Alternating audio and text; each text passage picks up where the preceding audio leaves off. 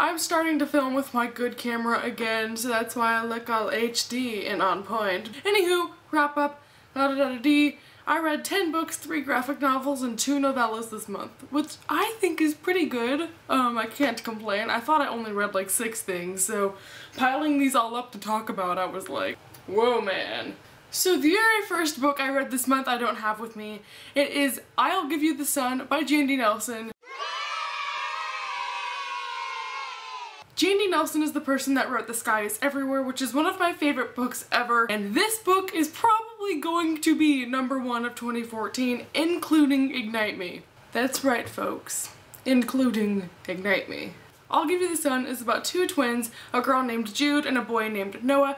The book is told in dual perspective, with Jude's perspective being now and Noah's perspective being 3 years earlier. It basically just tells the tale of them dealing with their mom's death, going through adolescence, kind of finding themselves. This is really hard to explain because there's 2 different time periods, so there's 2 completely different plots going on. I have no idea how to describe it without going into a 10-minute synopsis, so I hope that made some sort of sense even though it was very vague and brief. There are lots of issues that this book deals with, like death of a family member, social anxiety, homosexuality, and all just like so many things, so little time, such a good book. This book comes out in September. I highly, highly recommend it. Someone just Voxered me, hold on. I'm literally in the middle of filming a video. Do you want to say something? Hello guys, I'm finally on Witness channel. This is kind of like a collab, right? I gave this book 5 stars. It was amazing. The next book I read this month was Black Beauty by Anna Sewell. This is a book that Reagan sent me for my birthday, so thank you, girl. This is really cool. It's told from the perspective of a horse who is in like the 19th century in London. He's one of those working horses, and it's about his life. I really liked this book because pretty much the whole point was to shed some light on like animal abuse and morality, and I really, really enjoyed it. I gave it 4 stars, and there is a movie, and I saw the movie so often when I was little. It was like my favorite movie, so it was really nice to read it and be like, hey, Ginger, Black Beauty. Like I said, I read 3 graphic novels, and I read them all consecutively, so I'll talk about them now. I read both volumes of Twilight, which looks so cute together. This just follows the book exactly, and I really like the art in these. They're really, really neat. It's done by Young Kim, and I don't think I've read anything else that she's illustrated. I'd really be interested in it because she's really good. The last time I reread Twilight, I was 12. So my opinion has kind of changed on the actual storyline since then.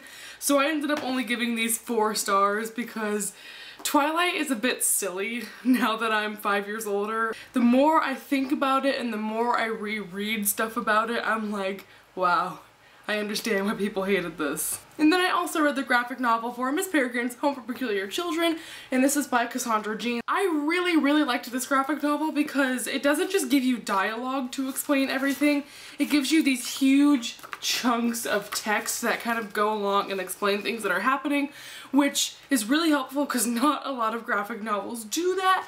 And overall, I really enjoyed this. However, the art for me was just a little lacking because it looked like scribbles most of the time, like this. But I gave it 4.5 stars. And then I read The Summer I Turned Pretty, not the whole trilogy like I had intended, but just the first book, which is from here to this top bookmark. And let me tell you, I had never heard anything bad about this series, and now I know why. This book is about a girl who goes to a summer house every summer with her brother and her mom's best friend's sons, and it's about like relationships, and it's not like a cheesy, fluffy read. And I mean, like, you could read it as one, but I mean, it's actually a really good, thought-provoking, I almost said conspiracy, contemporary. This is probably one of the most relatable contemporaries I've ever read in my whole life. I absolutely loved the story. I loved the boy. I didn't know I would like it that much, and I totally did. So if you haven't read this, what are you doing? If you like contemporary, or if you're just in the contemporary mood because it's summer in some halves of the world. I would highly recommend this. I loved this. I gave it 5 stars. I can't wait to read the rest of these. Then toward the middle of this month I was in a weird reading mood and I figured, hey, I should try some Western novels. So I picked up Where the Wind Blows by Caroline Fife. I just read this because I wanted something fluffy and quick. And it completely did that, but I also found myself like really actually enjoying the world. So yeah, I gave this 4 stars. It did get a little bit cliche because it's a cowboy story. Guy meets girl, they go on adventures together, like outlaws do things, yeah. And then I did something kind of crazy this month. I reread The Bay. You probably know how obsessed I am with this lovely little thing, so I don't really need to go into any sort of explanation on why I reread it. Again, was in love with it, gave it 5 stars. I just can't believe that this trilogy is over. But for those who have not heard, Shatter Me is about a girl who has a lethal touch. People in her world have basically deemed her as a monster, and so they lock her up in an asylum. But then an army person finds her and is like, hey, we should use her as a weapon. And so they take her out of the asylum and she has to choose, does she want to be a weapon for this person or does she want to break free and finally live her own life? And that's basically Juliet's story, little romance. I like to quote Tahara on this, but she one time described it as a lot of kissing for a girl who can't touch anyone, and I just think this is an amazing series. If you haven't read this before, but you've heard me talk a million times about it, do know, don't feel pressured to like Warner in this book, because I didn't, even rereading it. Then naturally I read Destroy Me, which is the novella that comes in between Shatter Me and Unravel Me that is told in Warner's perspective. It kind of bridges the gap between the 2 books because there is like a 2-week skip between the 2 books, so it kind of shows what Warner's doing in that time.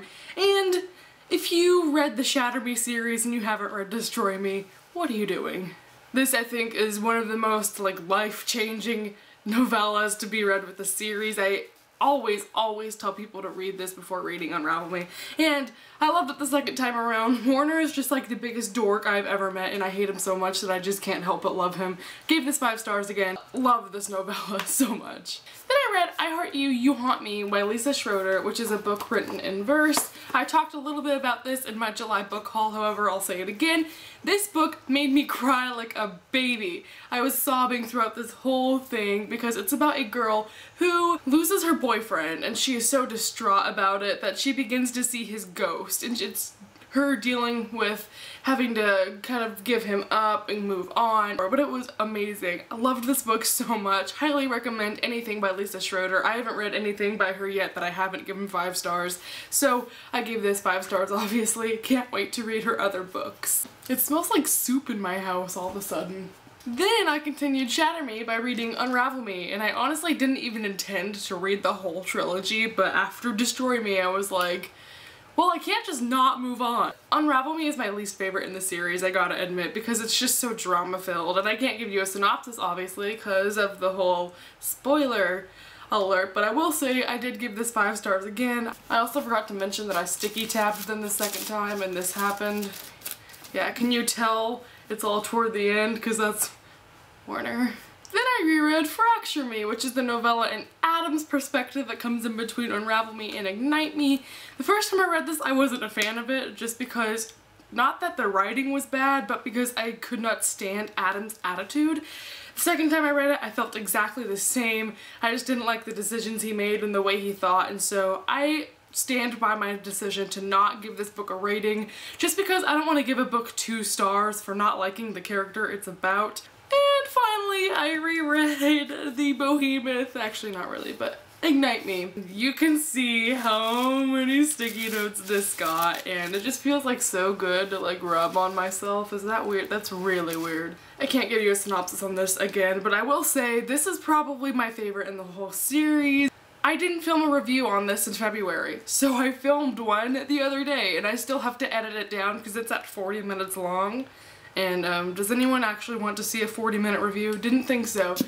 So I love this book even more the second time. Still have a couple problems with the ending being kind of, You know what, I'm not gonna say it, spoilers. Watch out for my review, and yay, finished it again. And can I just say, it hurts just as much finishing it the second time than it does the first. And then I read If I Stay by Gail Forman. This is actually a reread for me. I read it a couple of years ago. I almost said months, but it's been years. If you ever read this book, I'll let you know, it's told in now and then perspective. And the now is whenever she wakes up from this car accident she's been in and she realizes she's a ghost of herself, and she kind of follows her body around and is seeing that she's dying and everyone around her is begging her to stay, and she has to decide if she wants to stay or to die.